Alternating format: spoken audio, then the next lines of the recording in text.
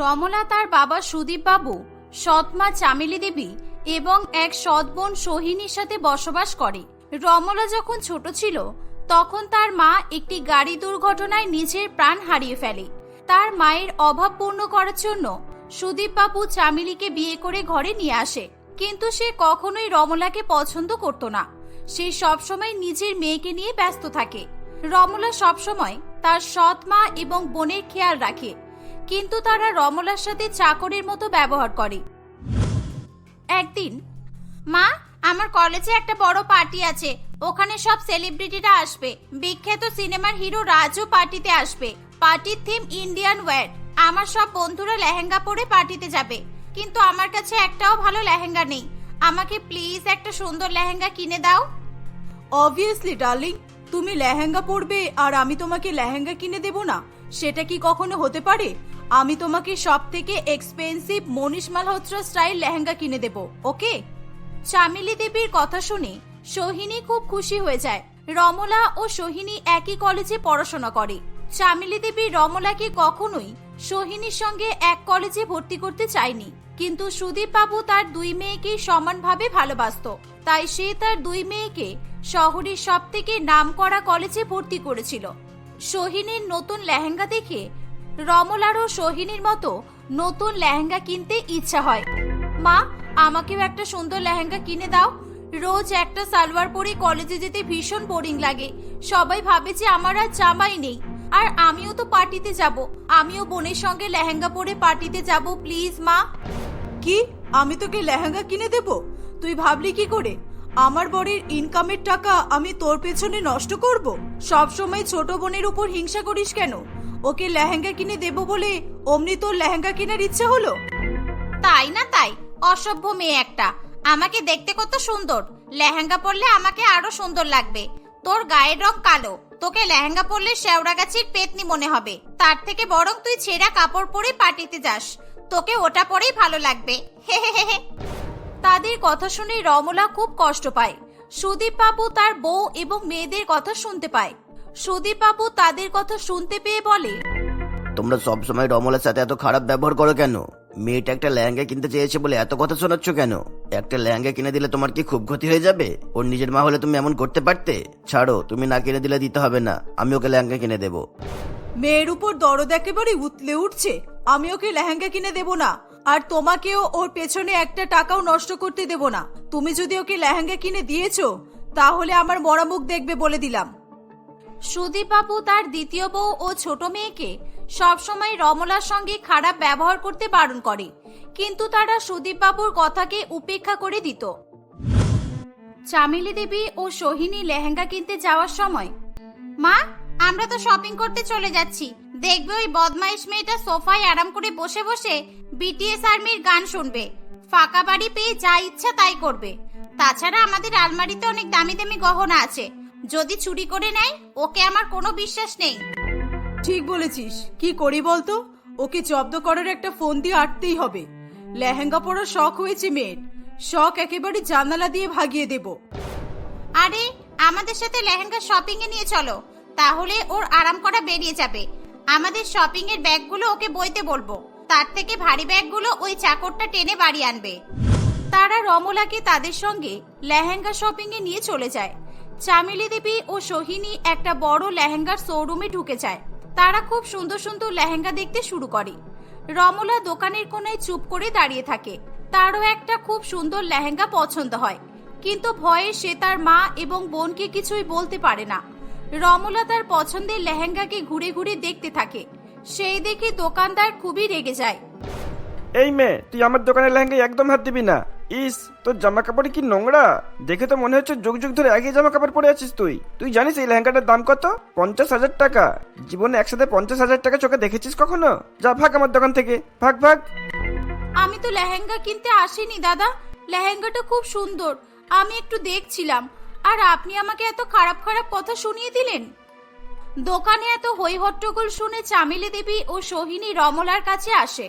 তারা দোকানদারের মুখে সব কথা শুনে রমলাকে খুব বকাবকি করে। এমন লোভী চাকরানিকে সঙ্গে করে এইসব বড় লেহেঙ্গার দোকানে নিয়ে আসেন কেন? আমার দোকানের লেহেঙ্গায় হাত দিয়ে দেখছিল, যদি চুরি করে নিয়ে পালাতো তখন কি হতো বলুন তো ম্যাডাম? এইসব মেয়েকে সাথে নিয়ে ঘুরবেন না, বুঝেছেন? আজ তোর জন্য আমাদের এত অপমান সহ্য করতে হচ্ছে।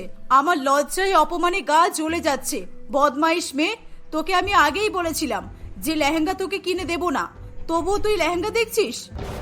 মা, এর সাথে মুখে কথা বললে হবে না। 2-4 ঘা দাও না, তাহলেই এর হুঁশ ফিরে আসবে। বাদরমুখী মেয়ে লেহেঙ্গা পছন্দ করছে, ঐশ্বর্য রায়ের মতো। এই নে, আমাদের শপিং এর ব্যাগগুলো গাড়িতে তুলে দে। রমলা তাদের সব ব্যাগগুলো গাড়িতে তুলে দেয়। তারা লেহেঙ্গা শপিং করে বাড়ি ফিরে আসে। এভাবেই কিছুদিন কেটে যায়। সোহিনী কলেজে পার্টিতে যাওয়ার জন্য লেহেঙ্গা পরে খুব সুন্দর করে সেজে তৈরি হয়ে নেয়। অন্যদিকে রমলার পরার মতো কিছুই থাকে না। ধ্যাৎ, আমার কাছে কোনো ভালো জামা কাপড় নেই, লেহেঙ্গা নেই, আমি পার্টিতে যাব না, ভালো লাগছে না। আমার মা বেঁচে থাকলে আমাকে নিশ্চয়ই একটা সুন্দর লেহেঙ্গা কিনে দিত। সেই মুহূর্তে রমলা তার আলমারি খোলে। সে তার মায়ের দুটো পুরানো বেনারসি দেখতে পায়। সে বেনারসি শাড়ি লেহেঙ্গার মতো করে পরে পার্টিতে চলে যায়। সবাই রমলাকে দেখে অবাক হয়ে যায়, কেউ আর সোহিনীর লেহেঙ্গার দিকে তাকায় না। পার্টিতে সমস্ত গেস্ট এবং সেলিব্রিটিরা এসে উপস্থিত হয়। রাজও সেখানে চলে আসে। উফ, কি হ্যান্ডসাম গাই, দেখেই প্রেমে পড়ে যাচ্ছি। রাজ যদি আমাকে বিয়ে করতে চাইতো তাহলে আমার লাইফ পুরো সেট হয়ে যেত। এত হ্যান্ডসাম হাজবেন্ড পেলে লাইফে আর কিছু চাই না। ও গড, রাজ যেন একবার আমার দিকে তাকায়। রাজ পার্টিতে কোনো মেয়ের দিকেই তাকায় না, তার নজর শুধু রমলার দিকেই ছিল। রাজের রমলাকে খুব পছন্দ হয়েছিল। সোহিনী রাজের সঙ্গে বন্ধুত্ব করার জন্য তার পেছন পেছন ঘুরতে শুরু করে। হাই রাজ, আমি আপনার বিগ ফ্যান। আপনার সব মুভি আমি দেখেছি, ইনফ্যাক্ট আপনার সব ইন্টারভিউ পড়েছি। You are so good looking. Oh thank you. By the way, পার্টিতে সব মেয়ে আমার সাথে কথা বলতে আসছে, কিন্তু ওই মেয়েটা ওইরকম ভাবে এক কোনায় দাঁড়িয়ে আছে কেন? ও কি কোনো স্পেশাল গেস্ট নাকি? না না, স্পেশাল গেস্ট না চাই, ও আমাদের বাড়ির চাকরের মেয়ে রমলা। আমার বাবা ওকে দয়া করেছে বলে ও এই কলেজে ভর্তি হতে পেরেছে। দেখছেন না কেমন কাজের মাসিদের মতো পুরানো শাড়ি দিয়ে লেহেঙ্গা পরে দাঁড়িয়ে আছে, কোনো স্টাইল সেন্স নেই। ও মাই গুডনেস, আমার তো রমলাকে খুব পছন্দ হয়েছে, বাট তুমি যা বললে আমার তো তাতে মনে হয় না আমার মা আমার পছন্দের এই মেয়েটাকে মেনে নেবে। ঠিক আছে, কি করা যায় দেখা যাবে। রাজ পার্টি থেকে চলে যায়। সোহিনী হিংসায় জ্বলে ওঠে। সে রমলার সঙ্গে পার্টি থেকে বাড়ি ফিরে আসে। সোহিনী বাড়িতে এসে তার মাকে সব ঘটনা বলে। বেশ করেছিস সোহিনী, রাজের শেষ পর্যন্ত এই মেয়েকে পছন্দ হলো। ছি, কি বিচ্ছিরি চয়েস। আমি থাকতে রাজের সাথে রমলার বিয়ে কিছুতেই হতে দেব না। না না, বিয়ের প্রশ্নই উঠছে না। আমি রমলার নামে এমন বাজে বাজে কথা বলেছি যে রাজ ওর দিকে ঘুরেও তাকাবে না। আর ও অত বড় একজন সেলিব্রিটি, রমলার কথা এমনিই ভুলে যাবে। ছাড়া তো পাত্তা দিও না, যত সব ফালতু ব্যাপার। এভাবেই কিছুদিন কেটে যায়। রাজ কিছুতেই রমলার কথা ভুলতে পারে না। সে তার মা নয়না দেবীকে রমলার কথা জানায়। নয়না দেবী রমলার বাড়িতে ফোন করার জন্য কিছুতেই রাজি হয় না। রাজ তার মাকে অনেক বেশি জোর করায় তার মা বাধ্য হয়ে সুদীপবাবুর নম্বর জোগাড় করে তাকে কল করে। সুদীপবাবু নয়না দেবীর কথা শুনে খুব রেগে যায়। আপনি তখন থেকে কি সব বলে যাচ্ছেন? রমলা চাকরের মেয়ে হতে যাবে কেন? ও আমার বংশের বড় মেয়ে, আর আমি ওর বাবা। নয়না দেবী এই কথা শুনে খুব লজ্জা পেয়ে যায়। সে সুদীপবাবুকে তার ছেলে অর্থাৎ রাজের সঙ্গে রমলার বিয়ের প্রস্তাব দেয়। সুদীপবাবু এই প্রস্তাবে রাজি হয়ে যায়। সে সোহিনীকে তার অসভ্যতামির জন্য ভীষণ বকাবকি করে। চামেলি দেবী কিছুতেই রাজের সঙ্গে রমলার বিয়ের কথা মেনে নিতে পারে না। রমলা তার বিয়ের কথা শুনে খুব লজ্জা পেয়ে যায়।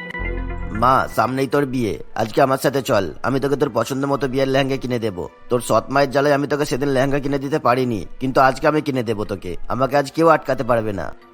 কিন্তু মা তোমার উপর ভীষণ রাগারাগি করবে। আমার বিয়ের লেহেঙ্গা লাগবে না বাপি, তুমি বেকার বেকার ঝামেলাই পড়বে, আমি সেটা চাই না বাবা। আমি আমার মায়ের পুরানো বেনারসি শাড়ি পরে নেব। সুদীপ তার বড় মেয়ের কোনো কথাই শুনতে চায় না। সে রমলাকে নিয়ে লেহেঙ্গা কিনতে চলে যায়। রমলাকে যেই দোকান থেকে তাড়িয়ে বের করে দেওয়া হয়েছিল তারা সেই দোকানে লেহেঙ্গা কিনতে গিয়েছিল। সুদীপ বাবু রমলাকে তার পছন্দের 50,000 টাকা দামের লেহেঙ্গা কিনে দেয়। রমলা ভীষণ খুশি হয়। লেহেঙ্গার দোকানের দোকানদারও লজ্জায় এবং অপমানে তাদের সামনে মাথা নত করে দাঁড়িয়ে থাকে। দেখতে দেখতে কিছুদিন কেটে যায়। রাজের সাথে বিয়ে হবে বলে মেয়ের অহংকারে মাটিতে পা পড়ছে না। এই বিয়ে আমি কিছুতেই হতে দেব না। রাজের সাথে আমার মেয়ে সোহিনীর বিয়ে হবে, আর তার জন্য আমাকে যা করতে হয় আমি তাই করব। জানো মা, ওই বদমাইশ মেয়েটা বিয়েতে পড়বে বলে বাবার সাথে গিয়ে 50,000 টাকা দিয়ে লেহেঙ্গা কিনে এনেছে। আমার কিছুতেই ওর ন্যাকামো সহ্য হচ্ছে না। লেহেঙ্গা কিনে এনে আলমারিতে তুলে রেখেছে, আমাদের একবারও দেখালো পর্যন্ত না। দেখতে দেখতে কিছুদিন কেটে যায়। রমলা ও রাজের বিয়ের দিন চলে আসে। রমলা তার পছন্দের বিয়ের লেহেঙ্গা পরে খুব সুন্দরভাবে সেজে তৈরি হয়ে যায়, কিন্তু লেহেঙ্গা পরার পর থেকেই তার সারা শরীরে খুবই অস্বস্তি হতে শুরু করে।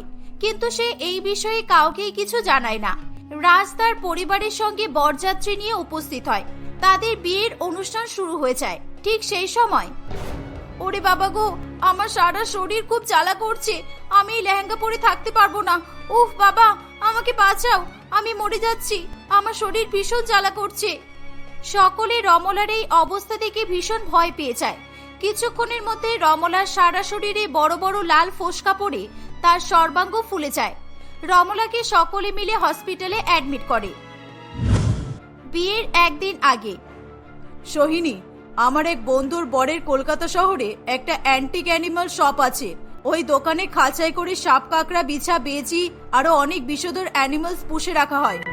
হ্যাঁ তো, ওইসব দিয়ে আমরা কি করব? তুমি পশু পাখি দিয়ে রমলা আর রাজের বিয়ে আটকাবে নাকি? তুমি পারো বটে সত্যি। আরে ধ্যাত, আমি ওই দোকানটা থেকে বিষাক্ত কাঁকড়া বিচির বিষ কিনে নিয়ে আসবো, আর সবাই যখন গায়ে হলুদ নিয়ে ব্যস্ত থাকবে তখন তুই সুযোগ বুঝে রমলার বিয়ের লেহেঙ্গায় ওই বিষটা পুরোপুরি মিশিয়ে দিবি। সোহিনী তার মায়ের কথা মতো রমলার বিয়ের লেহেঙ্গায় কাঁকড়া বীজের বিষ মাখিয়ে দেয়। আর রমলার শরীরে চামড়ার সাথে সেই বিষের রিয়াকশন হলে সে জ্বালায় ছটফট করতে করতে অজ্ঞান হয়ে যায়। ডাক্তার রমলাকে চিকিৎসা করে অনেক কষ্টে সুস্থ করে তোলে। ডাক্তারবাবু সকলকে কাঁকড়া বীজের বিষের রিয়াকশনের কথা জানায়। আমি তোমাদের এত ভালোবেসেছি, আর তোমরা আমার এই প্রতিদান দিলে। সত্যি, সৎ মা আর সৎ বোন কোনোদিনও আপন হতে পারে না। চামেলি দেবী ও সোহিনী খুব লজ্জা পেয়ে যায়। তারা সকলের কাছে ক্ষমা চায়। সবাই তাদের দুজনকে ক্ষমা করে দেয়। রমলা সুস্থ হয়ে উঠলে তার সঙ্গে রাজের ধুমধাম করে বিয়ে সম্পন্ন হয়। বিয়ের পর তারা দুজনেই সুখে শান্তিতে বসবাস করতে থাকে।